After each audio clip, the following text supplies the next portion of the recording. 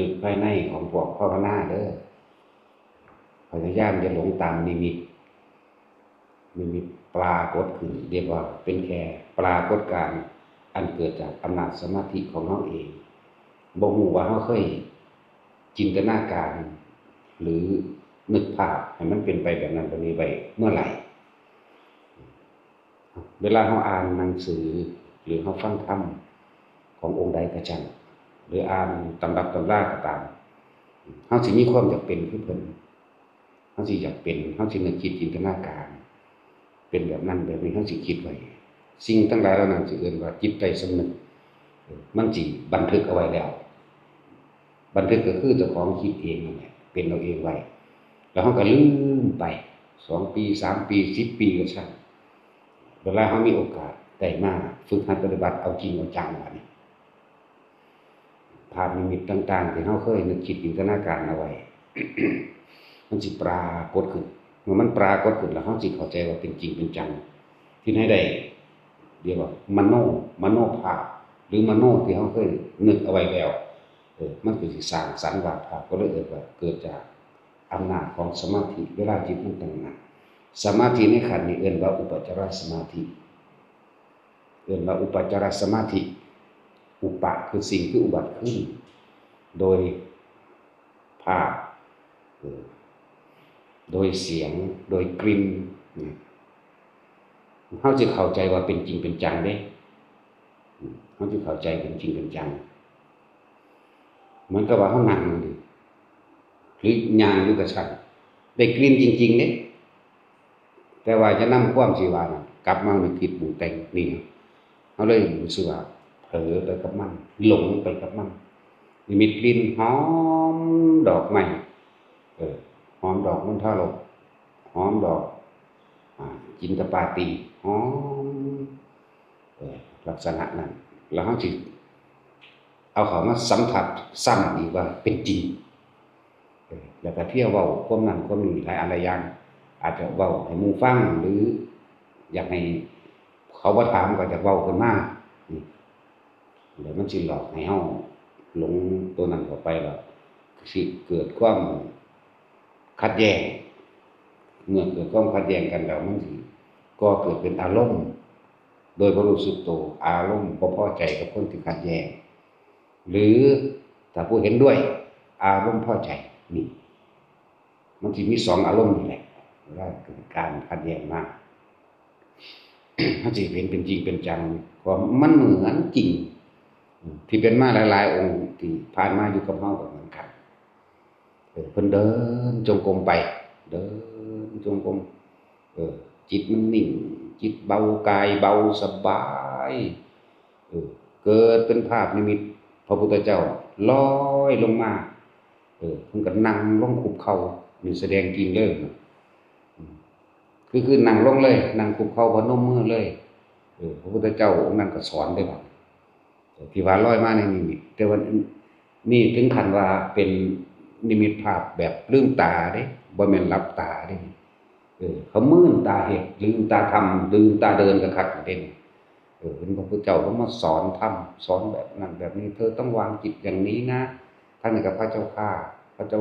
อยู่ผู้เดียวนั่นแหละผู้อื่นบ่เห็นนำดอกแต่เพิ่นเห็นผู้เดียวแต่จังว่ามันเหมือนจริงมากๆเลยแล้วก็คุยกับเพิ่นบางคนถึงกับว่าไปจดไว้พุ่นเด้ไปจดเป็นบันทึกไว้วันที่เท่านี้เวลาเท่านี้แล้วก็เอามา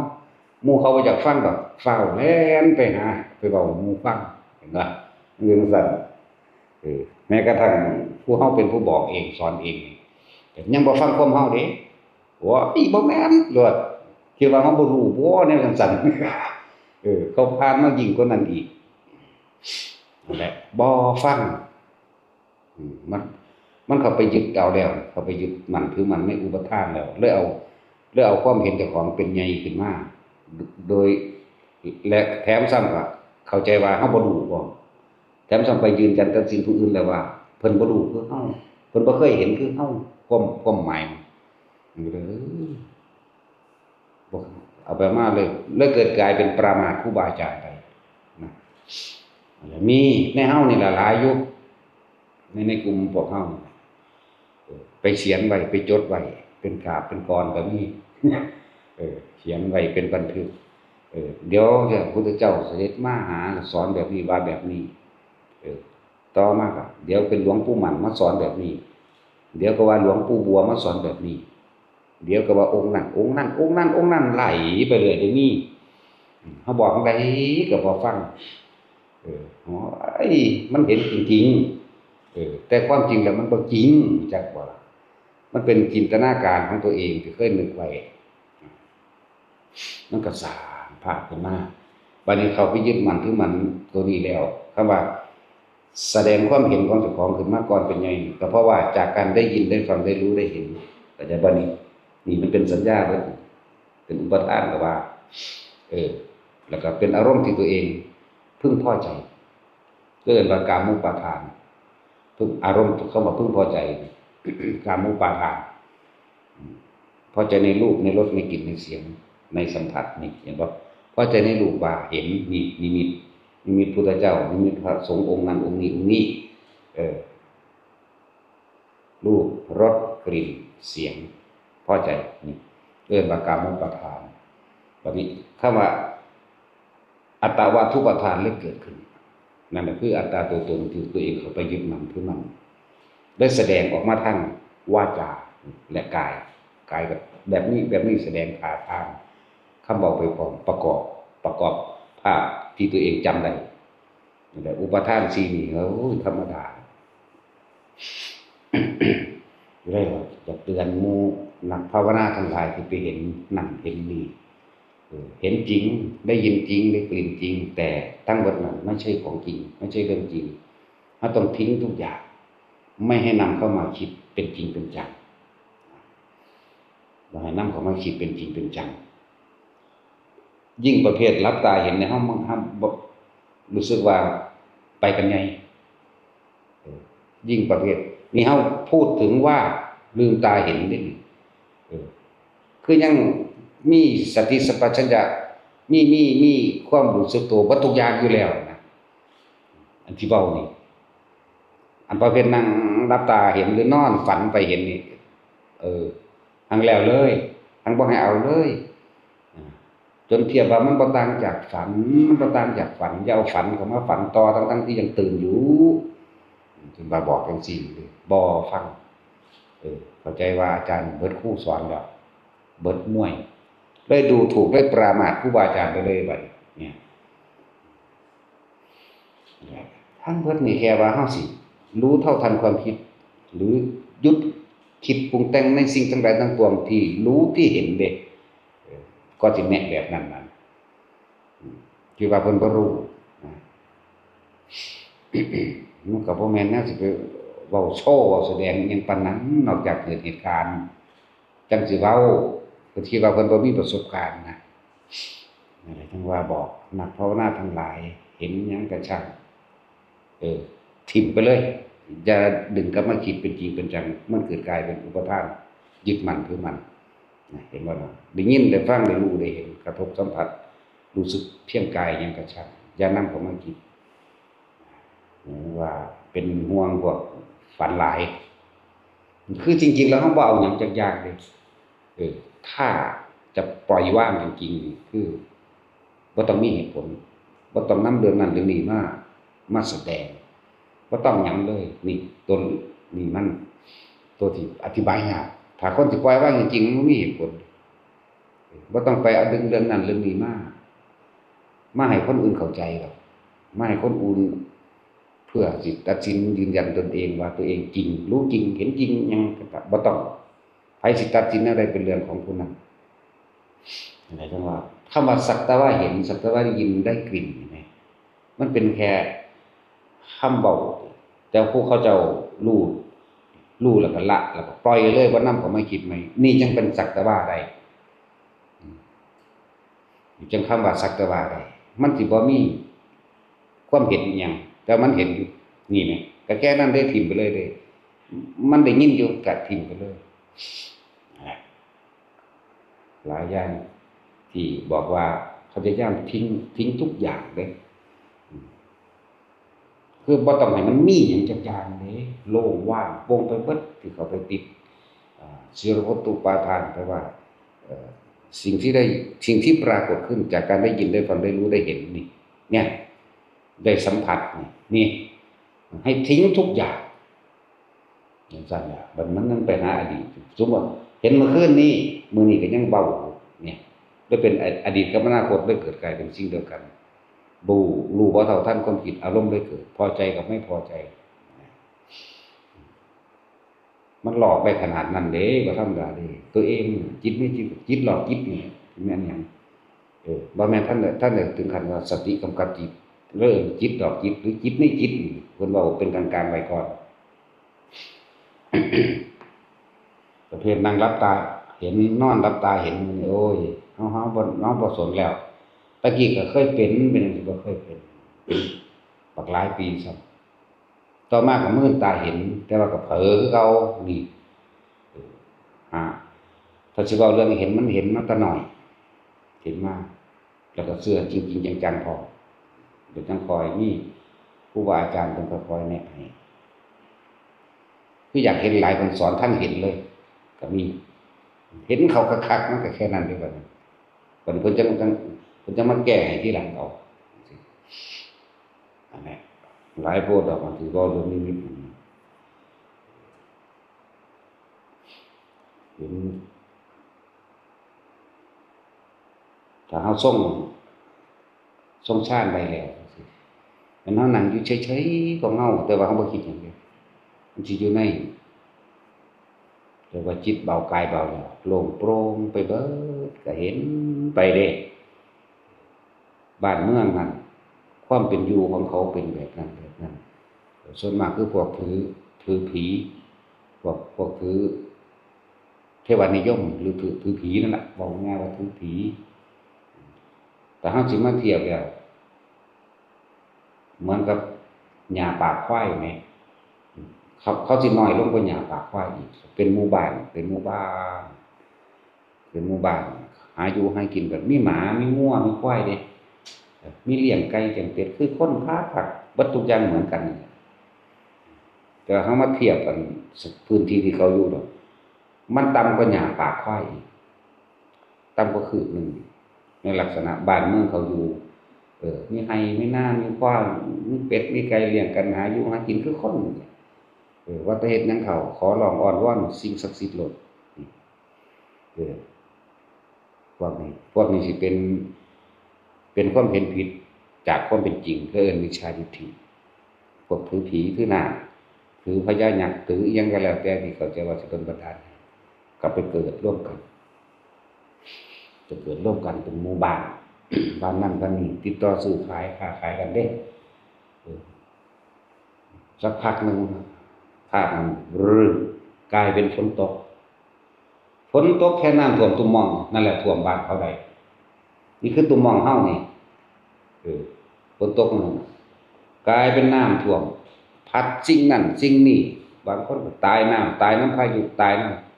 ำอันนี้บ่แม่นฝันเด้นั่งเบิ่งธรรมดาเห็นธรรมดามันนั่นเกิดเป็นปรากฏการณ์ขึ้นมาให้เห็นอยู่แต่เฮาก็บ่คิดแต่เฮาก็เห็นอยู่เบิ่งไปเอิ้นกันซอยแหน่ลุงนี่จมน้ำแล้วเป็นห้วยเป็นหนองธรรมดาคือบ้านเมืองเฮานี่จังซั่นผู้นั้นผู้นี้แล่นเราผู้นั้นตายไปเอิ้นย่อปั๊มหัวใจกันเด้นี่แบบนี้ก็มีนั่นแหละเฮาก็เบิ่งมันไปซื่อๆแล้วความรู้อันนึงพูดขึ้นมาบอกว่าพวกนี้ถือผีนะพวกนี้ถือเทวานิยมเด้อถือผีเด้อเกิดหยังขึ้นก็สร้างแล้วพวกนี้สิต่อต้านธรรมะพระพุทธเจ้าบ่ยอมรับความจริงเลยอุปกรรมให้เลยเข้ามาเป็นแบบนี้นี่ความรู้มันพุทธบอกแต่เฮาก็แค่ว่าเอานำมาเว้าให้ฟังนิดหน่อยแต่ว่าบ่ให้จริงให้จังหยังกับสิ่งเหล่านี้ถ้าบอกว่าโอ้พวกนี้ถือแบบนี้บุพกรรมการกระทำมาแบบนี้ต่อต้านคำสอนพระพุทธเจ้าไล่พระสงฆ์องค์เจ้าก็ไล่พวกนี้ก็ภาพเปลี่ยนไปได้บัดเนี่ยก็ยังพวกเก่าในหมู่บ้านเก่านั่นแหละ ไฟไหม้ป่าเป็นภาพไฟไหม้ป่ามาได้บ่ไฟไหม้อ่อนๆพอเลยตุ่มหม่องเฮานี่แหละว่าไหม้บักใหญ่แต่ว่าในบ้านเมืองของเขาเป็นไฟไหม้บ้านบึ้มบึ้มขึ้นบักใหญ่เด้แล่นพากันตักน้ำห้วยหดน้ำสาดกันบุ่มบ่ำบุ่มบ่ำขนเอานั่นขนเอานี่ออกมาเด้แล้วรู้สึกว่าบ้านเมืองเป็นโบราณอยู่บ่ได้เป็นสมัยใหม่มีตึกแบบนี้มีตึกคือปัจจุบันโลกมนุษย์เดี๋ยวนี้เป็นบ้านเมืองโบราณ ผู้มุ่งใหม่ก็มุ่งผู้เอาหญ้าค่าเอาอันใบจากมุ่งก็มีผู้เอาใบตองกุงตองตึงมุ่งก็มีไฟใหม่เบิ่มมากคือความจริงไฟใหม่น้อยสำสัวเฮาเอาตีนไปเหยียบตับมันก็ดับได้เด้แต่ว่าสำหรับเขาเป็นใหม่บ้านใหม่เมืองมากนั่นแหละผมเคยต่อต้านในธรรมะคำสอนของพระพุทธเจ้าเคยไล่พระมั่งเคยต่อต้านเคยเอาขี้ดินแยงขี้ดินมั่งกรรมอันใหญ่คารุกรรมอันหนักเขาใส่มาแล้วแล้วเกิดมันเป็นอยู่ในภพแบบนี้จังซี่ เวลาไฟไหม้คนพวกนี้ตายจากพวกนี้ส่วนมันเบิดอายุของกรรมตัวนี้ลงไปแล้วคนพวกนี้สิเกิดเป็นสัตว์เดรัจฉานน้อยหรือเบาลัดเอาดิขึ้นนรกทุกอย่างใน8หลุมแล้วบริวารทั้งอย่างละ 2,000 เขาพานมาเบิดล่ะโทษของมิจฉาทิฏฐิมันร้ายแรงขนาดนั้นเด้โทษของความเห็นผิดเมื่อเห็นผิดแล้วก็บังคับผู้อื่นให้เห็นตามตนผู้ใดบ่เห็นตามตนไล่เขาหนีขับไล่โดยเฉพาะหมู่สงฆ์องค์เจ้าเวลาเขาสอนธรรมะแสดงธรรมเฮ็ดหน้าแย่เกเบะปากออกจากตัวตนแท้ๆเห็นบ่อัตตวาทุปทานเป็นความรู้สึกที่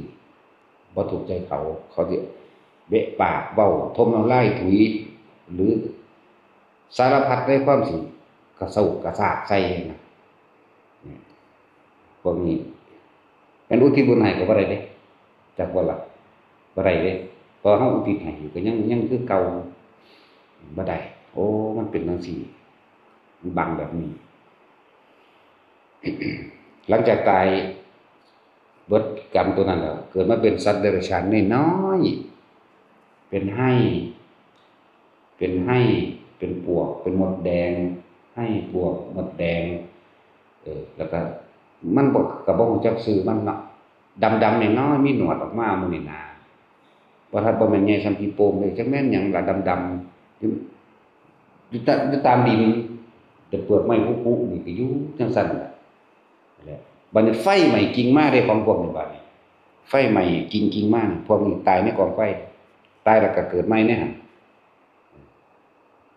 ตายจากเมืองนี้ไปเกิดเมืองนี้ไปเรื่อยเด้ยับไปอยู่ในจุ่มๆกันนั่นแหละพวกสัตว์น้อยๆ เวลาไฟไหม้ป่ามาไฟสิไหม้ป่าใหญ่ๆมาจังซี่นะพวกนี้บ่ได้ต้องถูกไฟไหม้ตายแล้วก็ไปเกิดยังไม่อีกมันบ่ใหม่จังซี่นะเนี่ย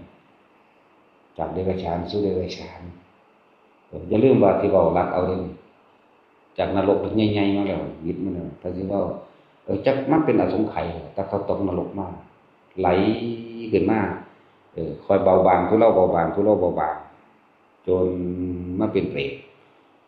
จนมาเป็นเดรัจฉานอันเป็นสัตว์น้อยพวกให้เยอะ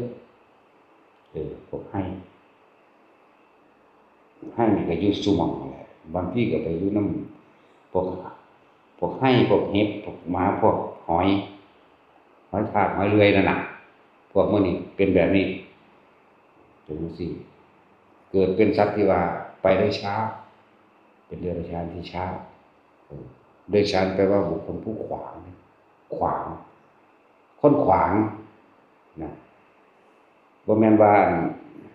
จากคนไปเป็นเดรัจฉานซั่นนี้เลยเด้ลงผลซะก่อนเด้นี่เรื่องของกรรมมันยาวการให้ผลแห่งกรรมนั่นน่ะมันเหมือนธรรมดาบ่แม่นว่าต้องให้ผลต่อชาตินี้บางทีไปให้ผลอสงไขยหน้าก็ยังมีเด้โอ้ยมิจฉาทิฏฐิความเห็นผิดจากความเป็นจริงโดยธรรมมันมีโทษร้ายแรงยิ่งกว่านั่นกิจกรรมที่สำนึกได้แล้วเปลี่ยนใจใหม่คือเทวทัตนี่ อนันตริยกรรมเนี่ยถือว่าหนักแหละลายแรงที่สุดแล้วแต่ว่าเพิ่นเปลี่ยนใจใหม่คือสำนึกได้จากความรู้สึกจริงๆเด้เลยถึงขอถึงพระพุทธพระธรรมพระสงฆ์เป็นที่พึ่งเป็นสรณะจังตื่นพระดินสู่ปุ๊บนั่นแล้วคิดเบิ่งแหน่แสนพระพุทธเจ้าจังสิพ้นขึ้นมาได้มีขนาดเปลี่ยนใจเด้จังสิขึ้นมาได้จังมาเป็นคนจังมาบำเพ็ญเพียรของเองจังสิได้เป็นปัจเจกกับพุทธเจ้าองค์หนึ่งส่วนอติกะปัจเจกกับพุทธะขนาดมาเป็นพระปัจเจกแล้วอดอยากกันแค่ด้วยอาหารขนาดนั้นเด้ก็ธรรมดาเด้แต่บ่ตายบ่ค่อยได้กินข้าวกินน้ำน้ำมูล่ะแต่ก็บ่ตายนี่กรรมสุดท้ายที่ว่าขันธ์5เป็นที่รองรับเป็นภาชนะรองรับของกรรมเนี่ยขันธ์5เป็นกรรมเก่ารองรับกรรมเก่านี่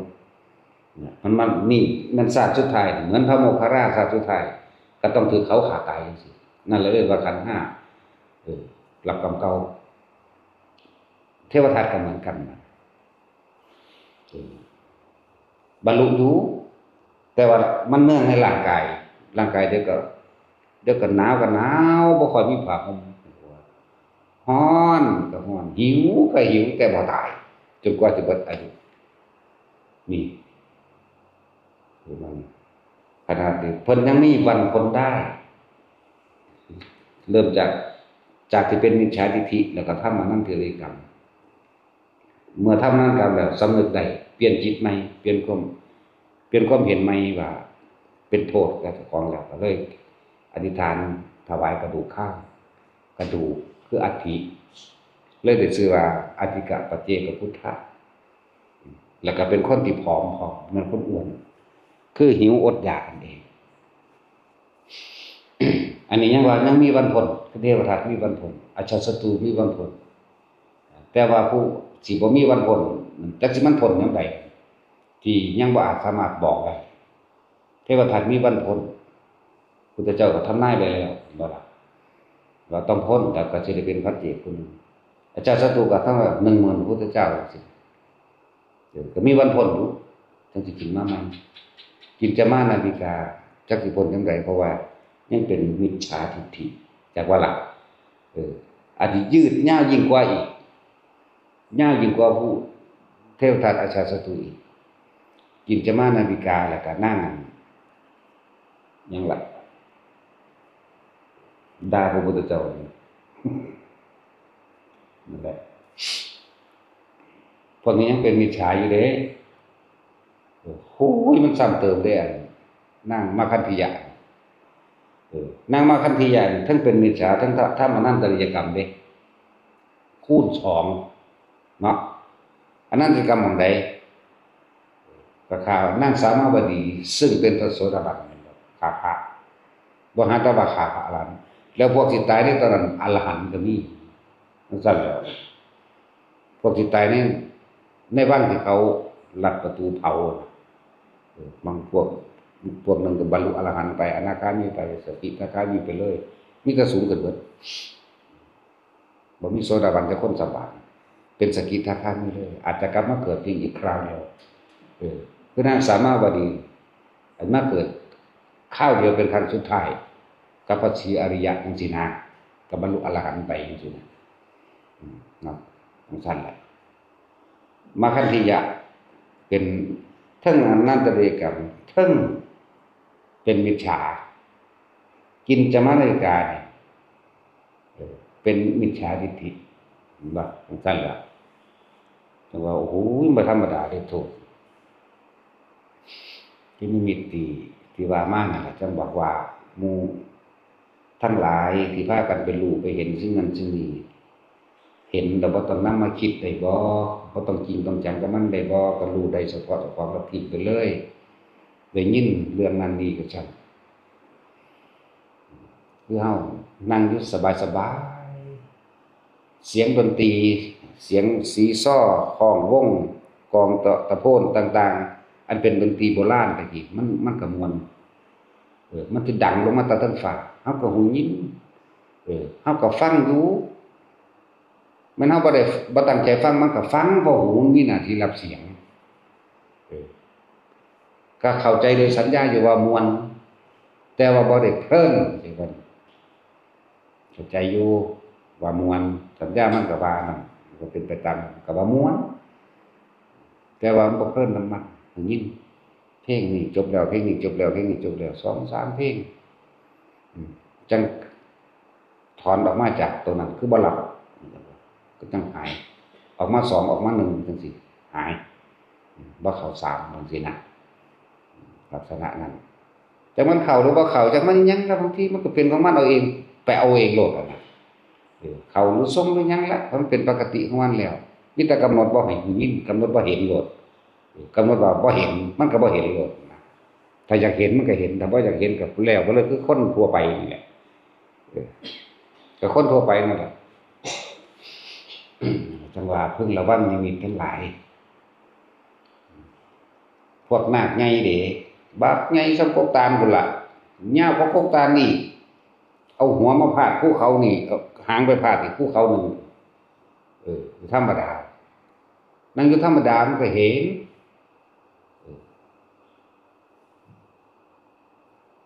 อยู่ทำพระจักคนหัวมันอยู่น้ำเฮ้าหางมันพาดอยู่ฝั่งลาวธรรมดาเพราะมันนั่งเห็นดอกมันนั่งเห็นพาดครึ่งนึงไปนั่นแหละก็เฉยๆก็เบิ่งบางทีมันเสียงมันเวลามันพา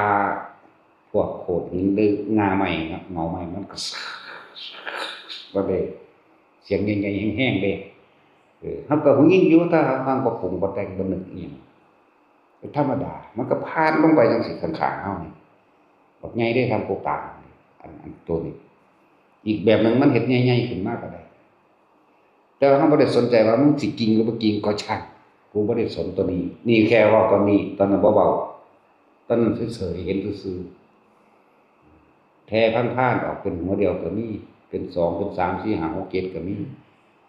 แต่ว่าเฮาบ่ได้คิดว่าสิ่งนั้นมีจริงบ่มีหยังอยู่มีอยู่จริงจักอย่างเลยนั่นแหละคือมันตัดไว้บ่แห้งล่ะอันยังปุ๊บๆๆๆไปแล้วล่ะตัดความคิดไหมมันหยุดคิดปุ๊บๆๆๆของมันบ่โลดแม่แต่มันก็เห็นก็รู้อยู่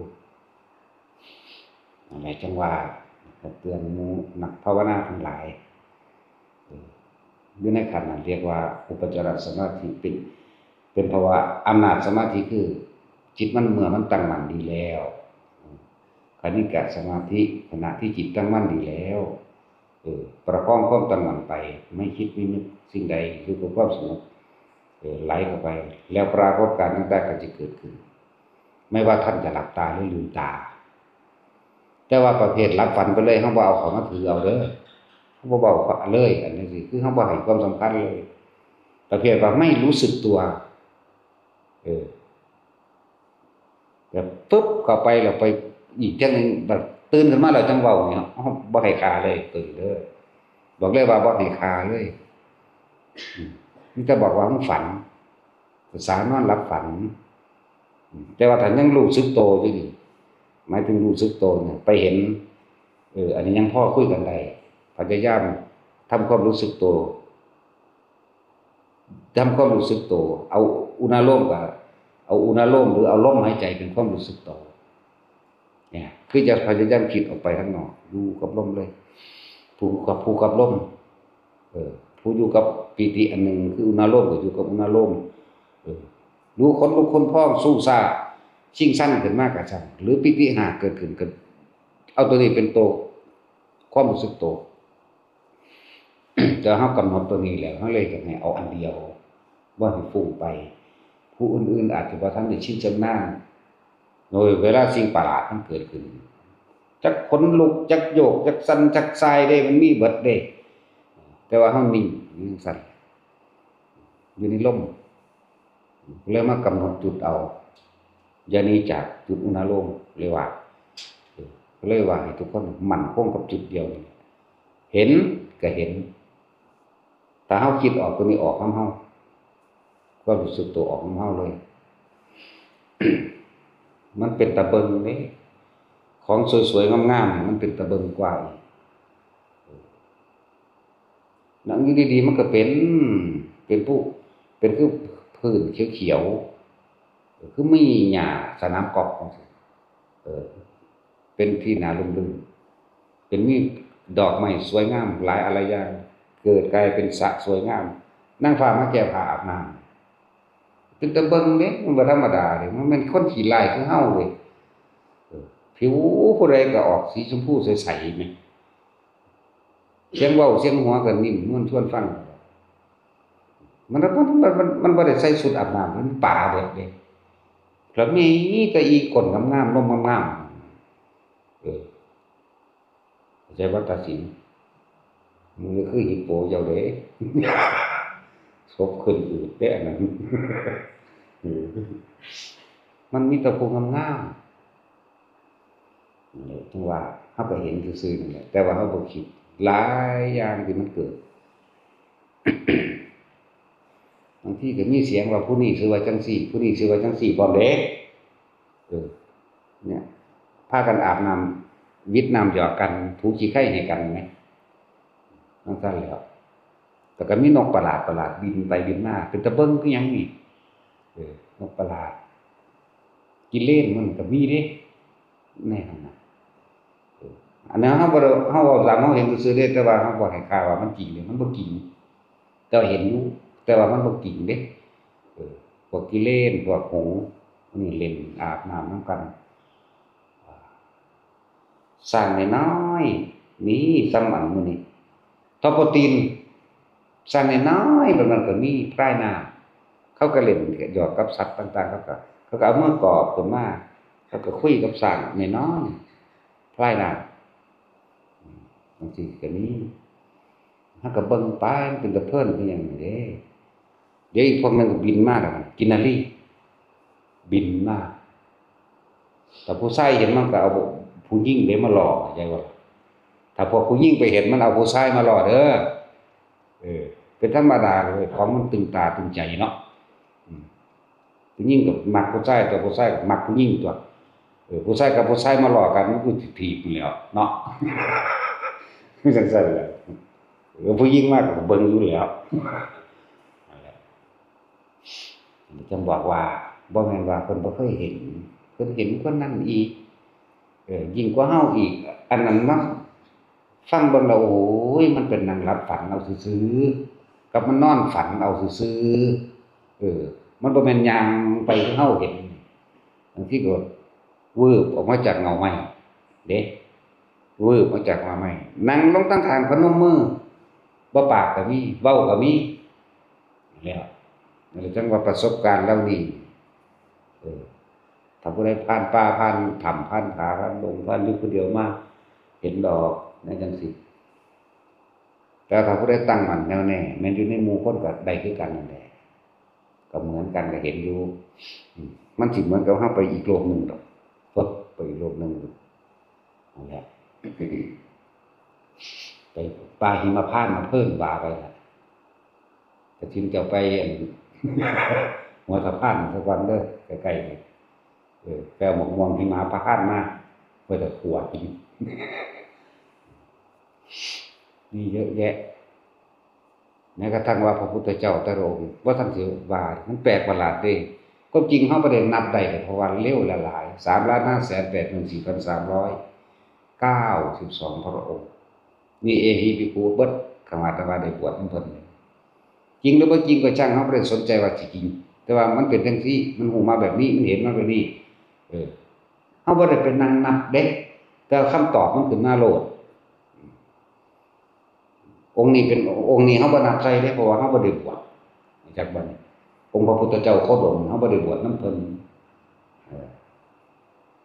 เฮามาบวชปลายสมัยแล้วก็บวชมาหลายศาสตร์แล้วแต่สิเว้าเรื่องศาสตร์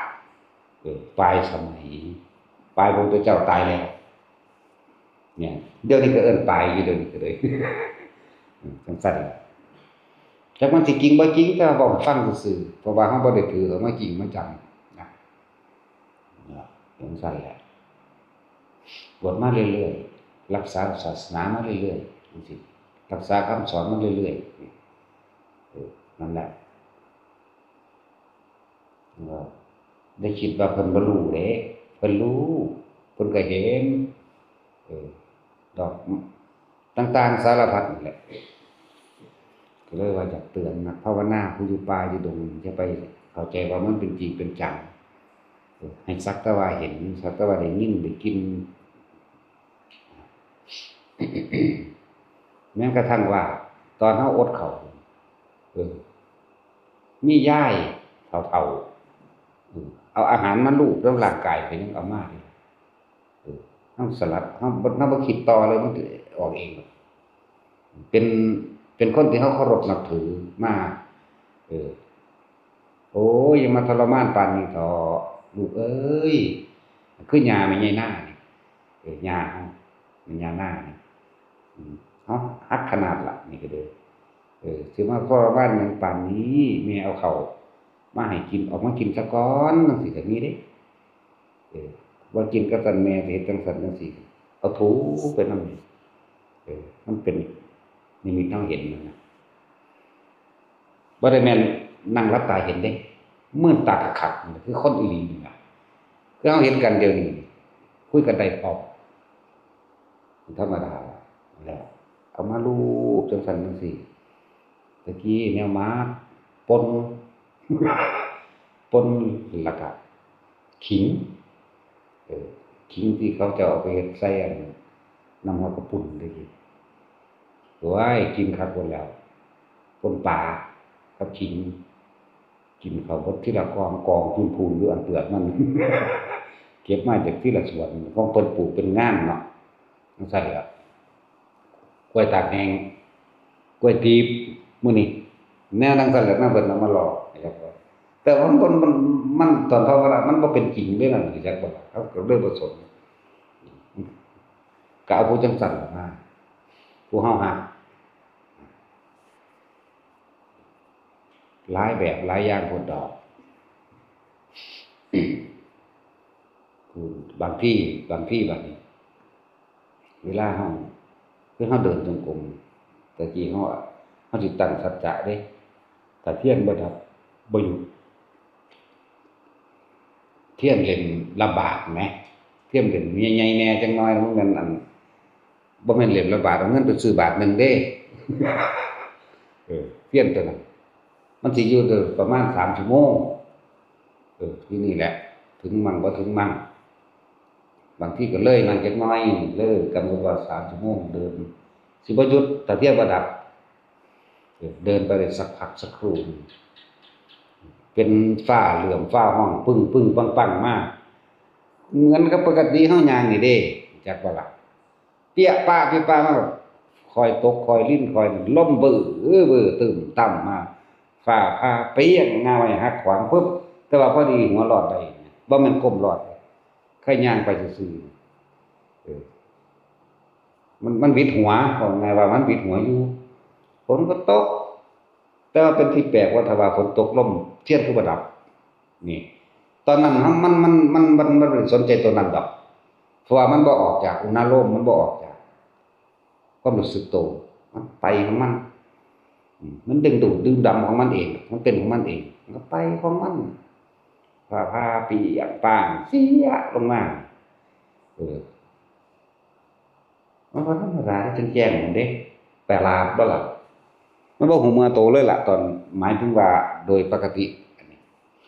แต่คนย่างไปย่างมาเทียนก็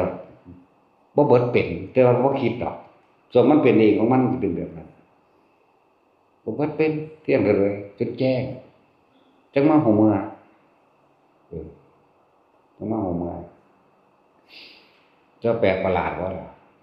ฉันข้าวแล้วกินข้าวแล้วกลับมาแฮงคุ้นๆนี่เด้งาไม้นั่นก็บ่มีหักอีหยังก็บ่มีอีหยังเกิดขึ้นนี่นะแต่มันย่างจนแจ้งได้จังได๋มันแปลกประหลาดบ่ล่ะซั่นแหละบ่ได้ย่างโดนดอกวัน4 ทุ่มกว่าๆนี่แหละไปหาแจ้งพอดี6 โมงเช้าจังซี่นะบ่โดนดอกซ้ำนั้นประมาณ4 ทุ่มกว่าๆเกือบ5 ทุ่มไล่เอาตี้จนฮอด6 โมงเนาะบ่โดนเด้เพราะว่าผมเดินวันละ2 ชั่วโมงกูอยากหัว ก็บ่ฮู้ว่ากูเดินวันละจักชั่วโมงกูก็เดินไปเรื่อยๆเอา ใช่แหละนั่นในขั้นตอนการที่เฮาฝึกหัดอยู่ก็เลยไปบางมื้อบ่เป็นจังซั่นบางมื้อมันแปลกประหลาดคือมันนึกย้อนหลังเอาซื่อๆเด้ว่าเทียนคือบ่ดับฝนคือลมตกฟ้าคือผ่างาไม้งานั้นหักลงมานั่นล่ะต้องมานั่งคิดเอาใหม่ถ้าว่าฝนตกมันคือแห้งกุ่นๆอยู่แล้วมันก็บ่แม่นหน้าฝนพร้อมแหมงาไม้งานี่มันก็คืออยู่คือเก่านะนั่นแหละไม่ว่าทำไปเถอะฝึกไปเถอะถึงเวลาแล้วมันก็เป็นของมันเองเพียงแต่ว่าเฮาจะนำสิ่งที่เฮาได้ยินได้รู้ได้เห็นมาคิดมานึกอิหยังทำความรู้สึกในกายอย่างเดียวลมกับอุณาโลมอยู่จังซั่นแหละมันบ่ไปใส่ความคิดมันบ่ออกนะมันบ่ได้ไปปรุงแต่งเสียงฟ้าร้องฟ้าผ่ามันบ่ได้ปรุงแต่งอิหยังเลยเด้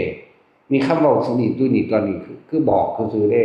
ตอนมันเป็นมันก็เป็นของมันแบบนั้นเลยนิ่งอยู่อันเดียวเลยเด้ย่างไปย่างมาย่างไปย่างมาอยู่บางทีก็ย่างสูงขึ้นบางทีก็ย่างต่ำลงก็มีประหลาดแต่บ่คิดจริงๆมันก็ย่างอยู่คือเก่ามันเด้แต่ความรู้สึกมันเป็นคือจังย่างลอยขึ้นบัดกลับมากันคือเก่าก็ลอยขึ้นพุ่นลอยขึ้นพี่นี่หลายอย่างที่นำมาเว้าให้ฟังอยากเตือนพวกไปหลงนิมิตพวกว่าเห็นผีเห็นเปรตก็เห็นอยู่ดอกศัพท์มันมาเป็นศัพท์บอกว่ารูปร่างหน้าตาเอิ้นผีเอิ้นเปรตซื่อๆดอกแต่ว่าบ่ให้จริงให้จังเด้บ่ให้เป็นจริงเป็นจังมันก็แปลกมันคือชื่อได้3 ล้าน5แสนเป็น3,000 30,000โอ้บ่แม่น3,584,392พระองค์ตัดโตนแล้วได้อันที่เว้านับย้อนหลังก็จัก25ปีที่เป็นนั่นประมาณนี้นับย้อนหลังไป25ปีขึ้นหลัง25 26 27ปีแล้วล่ะที่เป็นแบบนี้ตอนที่เป็นอีกอันนึงก็ประมาณพ.ศ. 45ออกจากบ้านตากนี่ล่ะก็เลยมันเป็นเตลิดเป็นโลดคุยอยู่ดีๆบัดสิเป็นก็เป็นเอาโลดเด้จักรวาลม่วนหมุนขอบจักรวาลหมุนเข้ากันโลกก็เรียบจากขอบโลกต้นไม้และภูเขาเรียบใส่กันนี่มันเป็นจังซี่คือเฮาอยู่กลางนี่ทางหมุนเท่านั้นประกบกันปึ๊บปีนขึ้นมาแล้วระเบิดนั่นแหละเสียงยางสนั่นหวั่นไหวเทียบเสียงบ่ได้ดอกเสียงในโลกมนุษย์นี่แล้วก็ว่าจังซี่เงียบไปเลยบัดบางทีก็เป็นแล้วมันบ่ค่อยเว้าดอกเว้าอยู่บ่เข้ารู้เว้าอยู่แต่นานจังเว้าได้จังซี่แต่คือเฮาอยู่หม้องนั้นโล่งที่สุดเลยแต่ตอนนั้นรู้สึกมันตัดขาดออกจากร่างกายเฮาก็เลยว่ามันเป็นแค่ความฝันมันบ่ได้ฮู้ว่ารู้สึกตัวเด้มันไปอีกแบบนึงมันไปอยู่อีกโลกนึงแล้วนี่แหละจังว่าสิ่งเหล่านี้เฮาบ่ให้ค่าเลยกับการที่ว่าเห็นนั่นเห็นนี่รู้นั่นรู้นี่เฮาสิให้ค่าให้คำแนะนำแน่นี่คือเฮามีรู้สึกตัวตลอดคือเฮาอยู่เหตุการณ์เดี๋ยวนี้แหมนี่แหมรู้สึกตัวอยู่ตลอดแบบนี้แหมนั่นแหละตะกี้มันก็เพลินไปเลยจังซั่นตอนนั้นตึ้มแล้วก็เข้าไปวัดหลวงปู่หลอดนะหัวไส้ไปวัดหลวงปู่หลอดแต่ว่าไปกับความเบาความโล่งความว่างความโปร่งมากๆนี่หลวงปู่เพิ่นก็บ่ได้เว้าหยังหลายนั่งท่าโดนแล้วเด้มาแล้วติว่าไปกราบพระใหญ่ไปบอกซำนั้นแล้วก็ลุกย่างหนีเด้บ่เว้าแนวอื่นอีกหลวงพ่อหลวงปู่หลอดก็ดีเฮาก็เข้าไปกราบพระใหญ่ในโบสถ์ของมันบ่ได้คิดหยังผู้มานั่งก็สะกิดเมื่อเข้าใจบ่ล่ะก็เมื่อเท่านั้นมันเด้ล่ะบ่มีหยัง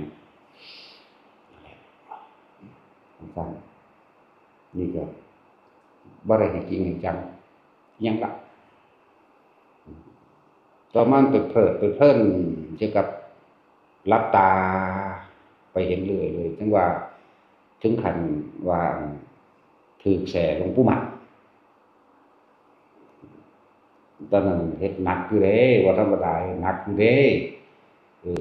บ่ว่าคือบ่ยอมให้หลังแตะพื้นเด้อยู่ผู้เดียวแหละผูกเจ้าของไว้พร้อมผูกใส่กกไม้ไว้เออเวลาถ้ามันง่วงมันตัวแนมยังก็ผูกเจ้าของเนี่ยเฮ็ดจังซั่นคือบ่ให้มันขาดความรู้สึกตัวไงแต่มันก็ขาดไปคือเก่านอนแบบนี้เนี่ยนอนเอาแขนตั้งนี่เนี่ยเอียงไปแบบนี้ชาเบิดข้างซีกหนึ่งของตัวชาเบิดนั่นแหละมันก็เริ่มชาไปจากเบิดตัวคุณไปเพลิดไปเพลินไปสวรรค์สันนั้นสันนี้วิมานนั้นวิมานนี้ไปคุณบ่ฮู้เมื่อตัวเด้เข้าใจบ่นี่เลื่อนว่าเจ้าของกูนี่เป็นแค่รับฝันก็ดูเมื่อตัวเห็นเป็นหลังเป็นแก้วเคลือบทองเป็นทองเคลือบเพชรเป็นหยังแล้วแต่สิเป็นไปเบิ่งป้าให้เรื่อยเป็นจังซั่นโดนอยู่ดอกคำว่าโดนนานมันเป็นเดือนๆนะบ่แม่นโดนในเวลานั้นเด้เห็นตลอดเป็นเดือนๆปล่อยโตอยู่ซั่นตลอดนั่นแหละแต่ว่าหลวงปู่มั่นเพิ่นเอาแสงมาฟ้าไปเข้ากกหูท่านนี่สิสอดหลังจนว่าลูกเสด็จมันนอนเป็นหมูเป็นหมาขึ้นเคียงให้กิเลสซับหัวอยู่นี่บ่ก็หาก็นอนบ่แม่นนอนแบบนั้นมันเถียงอยู่เด้แต่ว่าปวดเจ็บปวดจนว่าต้องลุกขึ้นมาแล้วเอากระจกน้อยๆจกว่าถึงแย่งคนหมดซ่อมคน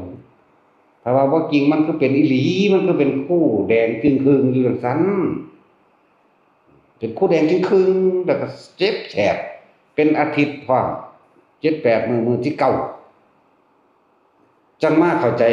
เฮาบ่รู้สึกตัวหายไหมแปลกประหลาดบ่ล่ะแต่ว่าบ่จริงมันก็เป็นจังมันก็เจ็บอีหลีนะถ้าว่าจริงมันก็สิเอาหยังมาให้ผู้ใดเบิ่งก็เลยรู้อยู่เฉพาะของเองก็เลยก็แค่นั้นแหละมันเป็นแค่นั้นแหละนะมันเลยบ่จักคำว่าโอ้ยมันก็แค่นั้นแหละนะ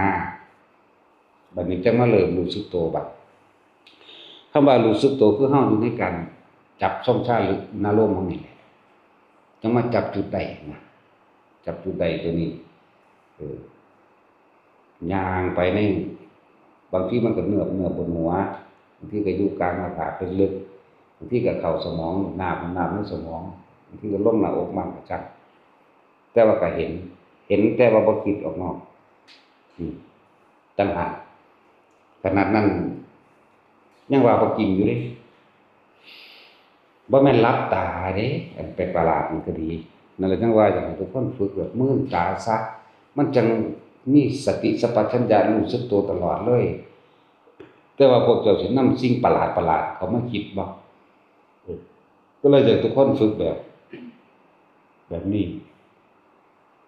บางคนก็เห็นบ่เห็นก็ช่างแต่ว่าให้เฮานั่นเข้าใจคำว่าแม่นเฮาใช้ชีวิตปกตินี่แหละแต่ว่าเฮาจะหนีออกเฮาจะเอาความรู้สึกออกจากร่างกายเฮาเรื่องกายเวทนาจิตเวทนากายมีความรู้สึกตัวพร้อมอยู่ในจุดใดจุดหนึ่งอันเป็นฐานตั้งของจิต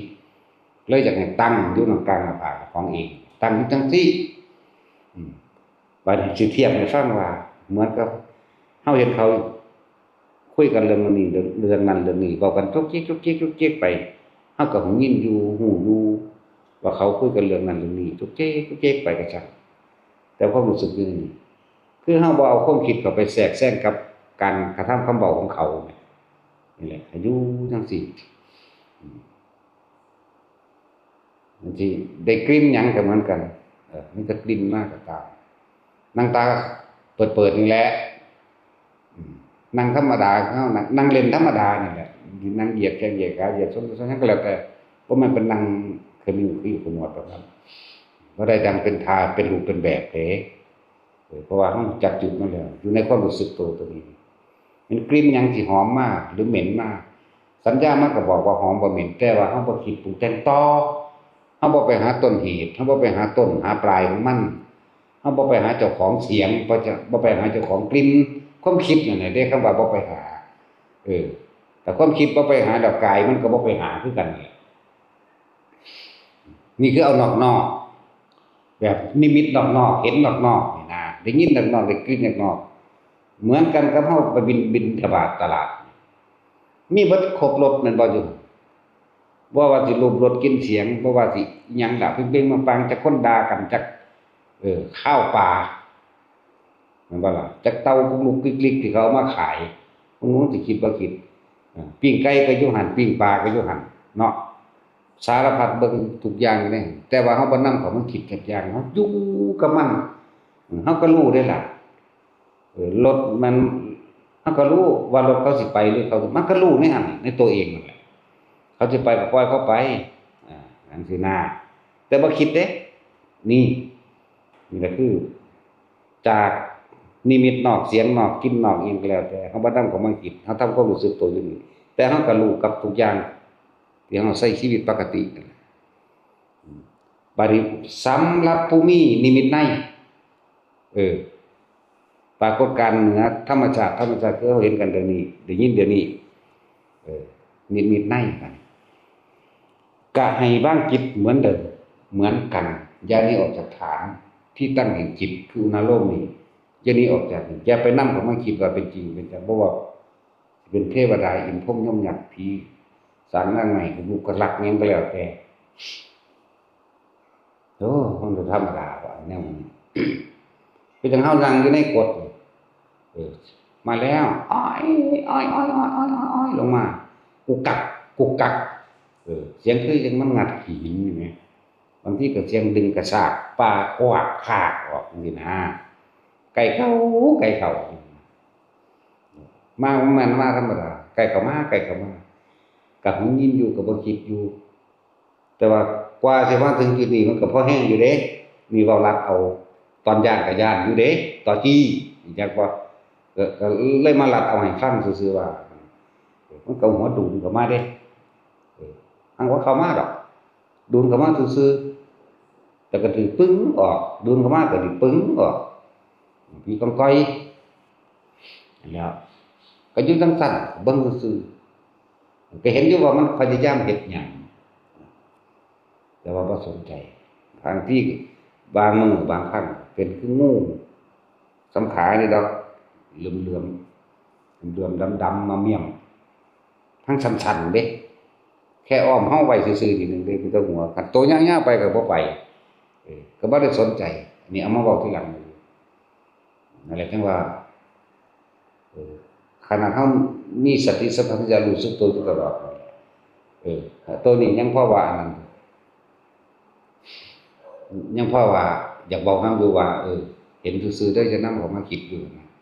ประเภทรับฟังเฮาบ่ให้ขาดประเภทเมื่อตายเกิดมาจังเว้าบอกเฮาบ่ให้ขาดปานใดมีแต่ว่าพิมพ์มันบ่เป็นจริงดอกภาษาฝันจังซี่มีแต่บอกแบบนี้ขนาดเห็นเดี๋ยวนี้ก็ยังฝันอยู่เนี่ยมันต้องแบบนั้นขนาดนั้นเด้พยายามทำจิตแบบนั้นให้ได้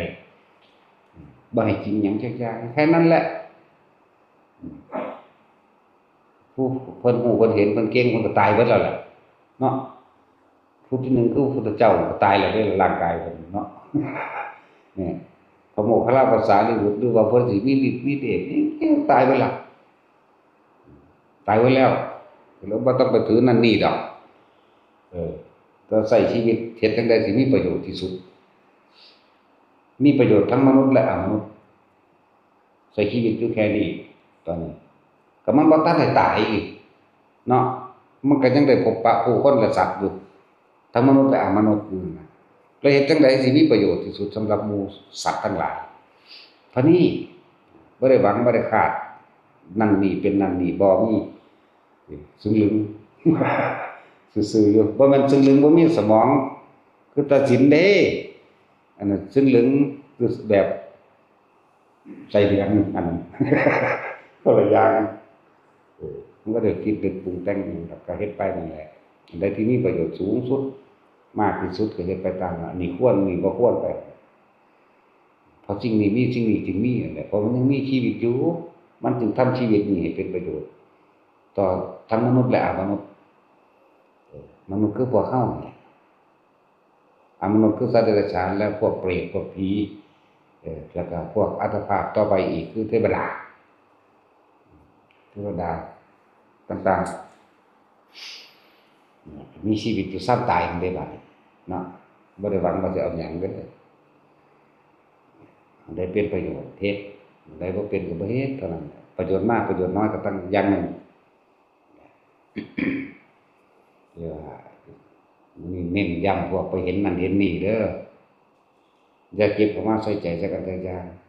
ถ้าจะพูดถึงการปล่อยวางต้องไม่มีเหตุผลต้องบ่มีเหตุผลต้องบ่ไปอิหยังกับไผใดๆทั้งสิ้นแหละเฮ็ดไปนั่นแหละอิหยังก็ดีผมอยู่ป่าอยู่ดงบ่ต้องย้านดอกเพียงแต่อยู่ในลมหายใจน่ะมันก็กันทุกอย่างแล้วหมู่เทพเทวดาอินพรหมมารทั้งหลายตลอดทั้งมนุษย์และอมนุษย์ไม่อาจสามารถทำอะไรได้กับบุคคลผู้อยู่ในลมหายใจนี่เป็นเบื้องต้นอย่าบาลักเบื้องต้นแต่คนที่มันมีลมหายใจเราก็มีปิติไปพร้อมนั่นแหละผมมาถามมาคิดอย่างนั้นบางคนก็อยู่ในปิติไปเลยบางคนก็อยู่ในความว่างๆจิตเบากายเบาไปบ่ต้องคิดบ่ต้องนึกจริงทั้งหลายเลยที่วันปรากฏขึ้นมามันก็แค่ว่าเป็นอำนาจแห่งสมาธิเมื่อจิตตั้งมั่นดีแล้วสิ่งทั้งหลายทั้งปวงย่อมอุบัติขึ้นเกิดขึ้นอุปจารสมาธิถ้าเฮาฝึกตนเองดีแล้วคำว่าอัปปนาสมาธิหรือจิตสมาธิเต็มภูมิวัดฝึกอีกก็ได้มันเป็นของมันอยู่แล้วเต็มภูมิเต็มธรรมเต็มและมันเต็มของมันเองไม่เป็นบ่ได้ฝึกหยังแต่ว่าก็เฮ็ดให้เบิ่งคือเก่าแต่ว่าก็เหมือนฝึกคือเก่าก็ต้องปฏิบัติคือเก่าเด้วันบรรลุแล้วกูบ่เฮ็ดหยังดอกกูแม่นเด้พระพุทธเจ้าก็เดินจงกรมจนฮอดมื้อตายนี่เด้หลวงปู่มั่นหลวงปู่บัวเฮานี่หลวงปู่มั่นเฮาบ่ทันดอกแต่ว่าอ่านประวัติหลวงปู่บัวเขาทันที่ขนาดเขาตัดนิ้วโป้แล้วก็จังเอาแนวเขียนนิ้วโป้ทิ้งเดินจงกรมเตะเสไปโอ้ยจังสิเฮ็ดไปหยังอีกเฮาว่าเนาะสิเฮ็ดไปหยังอีกว่าความคิดถ้าบ่เฮ็ดแล้วไผสิเฮ็ดให้เบิ่งลึกซึ้งเด้อถ้าบ่เฮ็ดแล้วไผสิเฮ็ดให้เบิ่งทำให้ดูเป็นตัวอย่างดีกว่าคำสอนคำพูดเด้อนั่นแล้ว90กว่าแม้98เนาะยังเดินจงกรมอยู่นี่แหม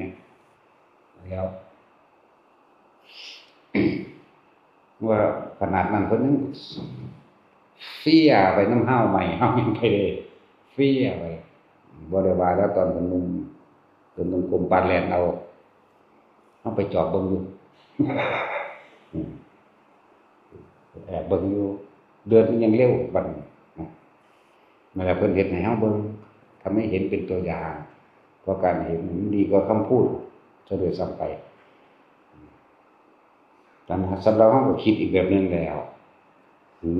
บรรลุอรหันต์เรายังสิไปเฮ็ดอิหยังสิเฮ็ดไปหยังเด้ท่านรุ่นพี่ก็เฮ็ดให้เบิ่งรุ่นน้องสิเอาตัวอย่างมาทางใดเนาะเห็นบ่ล่ะซั่นล่ะมันมีพวกมันตามอยู่ตามธรรมตามผาตามป่าตามดงอันสำหรับตาเห็นสำหรับไปนั่งรับตาเห็นนี่นะทิ่มเลยอย่ามาบอกภาษานอนหลับฝันซื่อ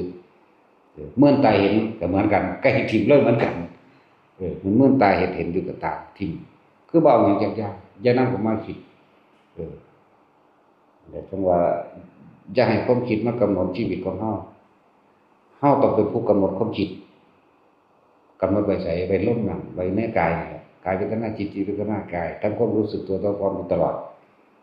ว่าทุกคนฝึกแล้วสิเข้าใจว่าชาพคุโรเป็นผู้มีปิติปราโมทย์อิ่มเบิกบานอยู่ในจิตในใจเฮาเองอยู่ในความรู้สึกนั่นแหละอยู่ในความรู้สึกในกายเฮาเองอิ่มเบิกบานอยู่สั่นตื่นรู้เบิกบานไปตื่นสั่นถ้ามีสติดีๆนี่แหละกินข้าวก็ให้รู้สึกโตเด้คนหลายคนกินข้าวก็รู้สึกโตเนาะรู้สึกกับผู้อื่นพูนเดี๋ยวก็รักคนนั้นเกลียดคนนี้ห่วงคนนั้นห่วงคนนี้ทั้งๆที่กินข้าวมันคือจับใส่ปากได้กันนั่นเป็นสัญญาเป็นปกติเนาะหลายๆพวกนั้นน้ำปลาน้ำดงเด้ออย่าไปหัวซ่าเด้อตุ่มๆต่างๆ พระพุทธเจ้าเฮาก็ที่ว่ามันมานี่ก็มันเท่าใดแล้ว3,500,000ไปมัน4,392พระพุทธเจ้าองค์ที่93เฮาก็เห็นแต่เฮาบ่ได้บวชนำเฮาเลยบ่เว้าจังซั่นบวชนำนี่บ่ได้แม่นบ่คือครั้งบวชตอนนี้ยังบ่ได้ถือว่าซั่นนี่เว้าเอานิ่งๆว่าออกจากพระโอษฐ์สักว่าพระโอษฐ์แปลว่าพระปาก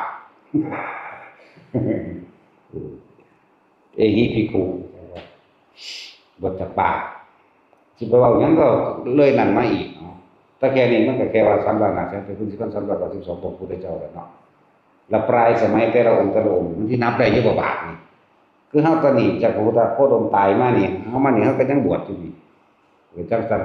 เป็นระยะมานี่บวชรุ่นที่เป็นนับว่าอีกหลายวันดอกนอกเหนือนั้นอีกบ่ว่ามาซื่อๆจักว่าแต่พระโมลีมีรัตนโมลีสัมมาสัมพุทธเจ้าที่เว้ามานี่เว้าเรื่องเฮามานับเอาต้นแรกของเฮาเองคือพระโมลีมีรัตนโมลีนี่ที่นับออกมาเดินว่า3,500,000แบบนี้4,392พระพุทธเจ้าอันแหละนับหนึ่งคือพระโมลีก่อนนั้นอีกก็มีอีกขนาดนั้นแหละมีบ่ล่ะอยู่ในนี้เนาะเพิ่นก็เขียนไว้28พระองค์นึงเนาะนั่นแหละเอาสมาทาน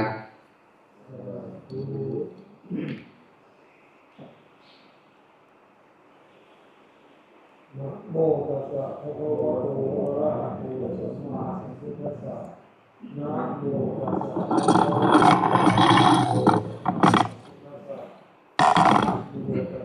คะวะโตอะระหะโตสัมมาสัมพุทธัสสะมาหังภควานะหังภควาตะภาวะตัสสะภาวะก็ตุมาตาปริจจามิปริจจานิ ข้าแต่องค์สมเด็จข้าแต่องค์สมเด็จพระผู้มีพระภาคเจ้าผู้เจริญพระผู้มีพระภาคเจ้าผู้เจริญพระพุทธเจ้าทั้งหลายข้าพระพุทธเจ้าทั้งหลายมอบกายถวายชีวิตขอมอบกายถวายชีวิตแด่องค์สมเด็จพระสัมมาสัมพุทธเจ้าพระสัมมาสัมพุทธเจ้าข้าพระพุทธเจ้าทั้งหลายขออาราธนาบารมีขออาราธนาบารมีพระพุทธเจ้าทุกๆพระองค์พระพุทธเจ้าทุกๆพระองค์พระปัจเจกพระพุทธเจ้าทุกๆพระองค์พระปัจเจกพระพุทธเจ้าทุกๆพระองค์ธรรมพระธรรมและพระอริยสงฆ์ทั้งหลายและพระอริยสงฆ์ทั้งหลายทั้งหลายครูอาจารย์ทั้งหลายสืบกันมาพ่อแม่ครูอาจารย์มีพ่อแม่ครูอาจารย์ตะบัวจะนัสัมปโนเป็นที่สุดองค์หลวงตาบัวยาณสัมปันโนเป็นที่สุดได้โปรดยกจิตขอได้โปรดยกจิตข้าพเจ้าขึ้นสู่ภาวะขอข้าพเจ้าขึ้นสู่ภาวะกรรมฐานทั้ง40ทัศน์พระกรรมฐานทั้ง40ทัศน์พระปิติทั้ง5พระปิติทั้ง5พระวิปัสสนาญาณทั้ง9พระวิปัสสนาญาณทั้ง9มาบังเกิดพระจงมาบังเกิดพระในกายทวารในกายทวารในวจีทวารในวจีทวารในมโนทวารในมโนทวารขอข้าพุทธเจ้าหน้าตาบัดเดียวนี้เถิดหน้าตาบัดเดียวนี้เถิ